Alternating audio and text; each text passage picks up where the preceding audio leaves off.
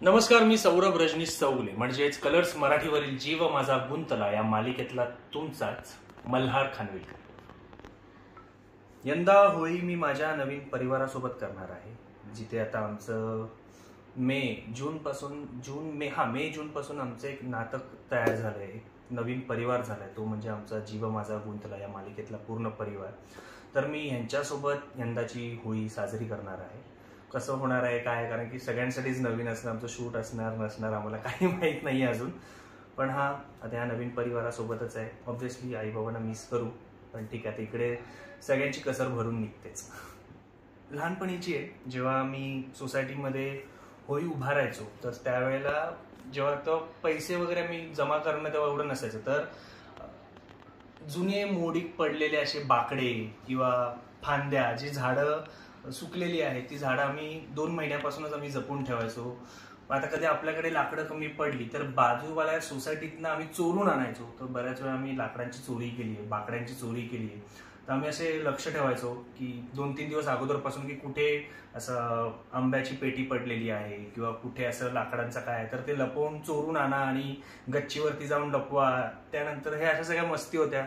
त्यानंतर अजून आठवणीतली राहिलेली होळी म्हणजे अजून आजही आठवतं की आम्ही पिशव्या भरायचो। सकाळी 4:30-5 वाजता उठून मी नवीन कलर जाणून त्यात पिशव्या, त्या बलून्स भरून असं पूर्ण कलेक्ट करून द्यायचं। डोक्यामध्ये माहित नाही का आपण असं मिशन इम्पॉसिबल आणि आर्मीवाला फील यायचा की आपण इकडून जायचं तर इकडून पकडायचं। तर अशा खूप आठवणी आहेत। मी खेळलो नाहीये, पण मी नक्कीच मालवणला होळीमध्ये म्हणजे शिमगा म्हटलं जातं, त्या शिमग्याला तो 2 दिवसाचं नसतं तर ते 5 दिवसाचा महोत्सव असतो, जिथे एक मानाचं असं एक झाड असतं खूप मोठं, त्याचं तर नाव नाही मला आठवतं, पण ते झाड घेऊन येतात ते आपल्या एका देवस्थानी, आणि गावाची एकच होळी असते।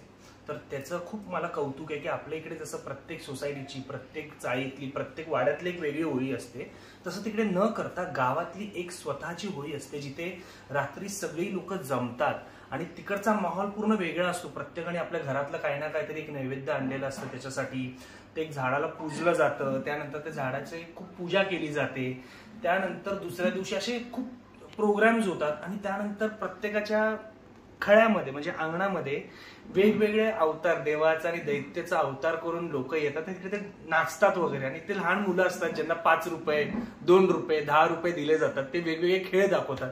तर असं खूप असतं, ते सगळं मी अनुभवलं। आवर्जून रंग मेन म्हणजे मी माझ्या जुन्या मित्रमैत्रिणींना खूप मिस करतोय, जे माझ्या अगदी जवळ आहे, ज्यांचा पहिला हक्क असायचा की सकाळी उठल्यावरती आपण एकमेकांना भेटायचंय, कलर लावायचं। ते शाळेपर्यंत, कॉलेजपर्यंत होतं, नंतर फक्त आमचं भेटणं व्हायचं।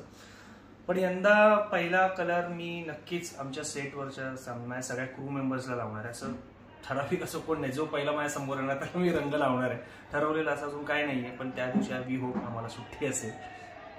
सर्वात आधी अजून जे सामन्याच्या सर्व वाचकांना होळीच्या खूप खूप शुभेच्छा। ही होळी तुम्हाला सुखाची, समृद्धीची आणि भरभराटीची जावो।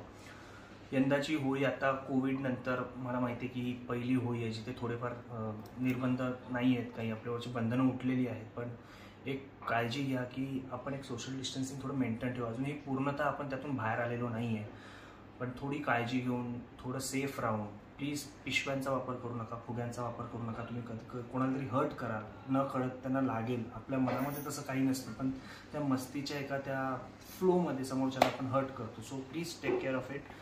बाकी इको फ्रेंडली कलर्स वापरा, खूप छान आहे। पाणी वाचवा, पाण्याने न कळतं ते सुके कलर लावल्यावरती ते काढायलाही सोपे पडतात, जास्त वेळ आंघोळ करावी लागत नाही, कारण की तुम्ही पाण्याने करणार, मग ते रंग ओले होणार, मग ते रंग काढायला तुम्ही अजून पाणी वेस्ट करणार। सो ते न करता सुका कलर वापरा, इको फ्रेंडली कलर वापरा। धन्यवाद।